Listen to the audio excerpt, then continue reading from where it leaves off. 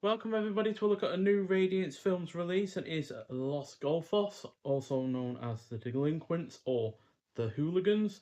And it's from 1959 and it's directed by Carlos Saura, who I've not seen anything else from before. Now this is a neo-realist drama, clocking in at 84 minutes long. The only cast member I've seen anything significant from before would be Manuel Zarzo, who was in the likes of My Dear Killer and Nightmare City. So, a group of friends who are struggling to survive in the slums of Madrid commit petty crime in order to finance a debut as a bullfighter for one of them. So, this is an admirable effort overall, given that it feels like a realistic portrayal of criminal youth in Madrid, especially since it is shot on location and uses untrained actors. But it lacks a properly satisfying conclusion, and the animal cruelty is hardly easy to swallow. That said, it is well shot, generally manages to be engaging, the pacing is on point, the locales are used effectively, it has some worthwhile themes throughout, and it is interesting to see a period of time in Spain that I haven't seen before. Not really seen much older Spanish films pre-60s, so yeah, definitely an interesting look, and it's hardly going around the tourist areas of Madrid. A lot more of the more poverty-stricken areas for sure. So yeah, definitely an interesting effort in that regard, and like I said, an admirable one, but not one that I overly enjoyed. So it's a 3 stars, a 3 stars out of 5, which is solid, but yeah, not spectacular either. But again, like I've said in previous reviews, went for the Radiance Films membership purely just to expose myself to films that I might not otherwise have bothered with, just on face value.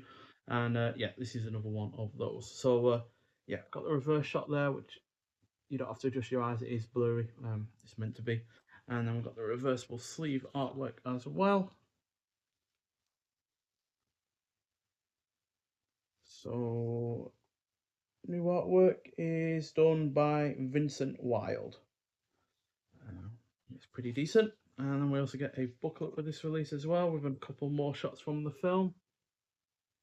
So that's our group of friends, and that's our bullfighter in training. So inside we have cast and crew, and then we have And the World Goes Round from 2025 by Mar Diestro Depido. And then we have a report on the script for Los Golfos from 1959. Then Restoring Los Golfos from 2024 by Javier Raylan and Patricia Uceda. And then transfer notes and credits, as well as shots from the film throughout as well. So yeah, certainly looks like a really rather good film. Cinematography wise, like I said, and the production is convincing enough, especially since it is obviously set in real locations. So we also got original letters from the Spanish censor board there. Obviously, they are in Spanish, so can't really read those. But yeah, still. And then it's got an interesting write up on how they restored it and the different ways they had to go about doing it.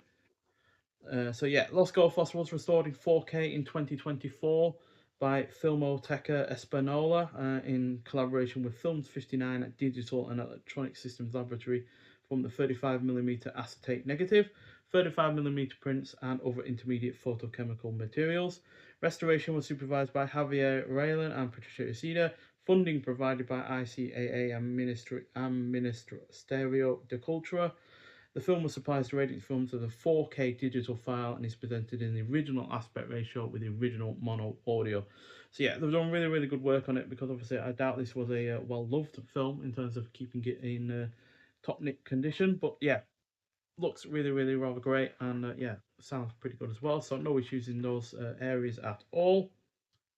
We've also got an introduction in terms of the extras by author and former director Filmoteca de Catalunya Esteve Riambu, and then that's from 2025, looking at 22 minutes long. Interview with filmmaker and curator Esan Koshbach on Los Golfos, its influences and makers. That's from 2025 and 17 minutes long. I would say it does feel a little bit like Le Haine. That's from France in the mid 90s, also in black and white. This isn't quite as harsh as that, and neither is it as thematically weighty as well, but does bear some similarities to that. And I've got censored scenes affected by censorship and presented alongside notes from the censorship committee and Carla Sora, the director himself. That's also from 2025, clocking at 13 minutes long. Then we've got two early short films by Sara La Ilamada about a soldier leaving for war. That's from 1955, and that clocks in at 7 minutes long. And then Letarda del Domingo about an oppressed living maid from 1957, cooking at 34 minutes long.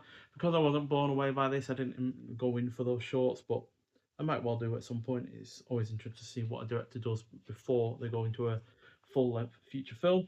So yeah, overall a pretty solid release. Definitely a solid effort in terms of restoring it, putting it in 4K, and going to such lengths to get it into a good enough condition to enjoy, and it is in a great condition to enjoy, quite frankly. Just a shame the film itself isn't really rather hitting all points that I would like, and yeah, just didn't offer quite enough for me to engage with. But admirable effort, and yeah, like I said, I'm really glad that it's gotten the restoration that it needs to be seen. So yeah, that's always a positive thing. I have no issues whatsoever with films being restored and put out there to be seen in a far easier manner, because then there will be at least someone out there that gets even more of it than I do.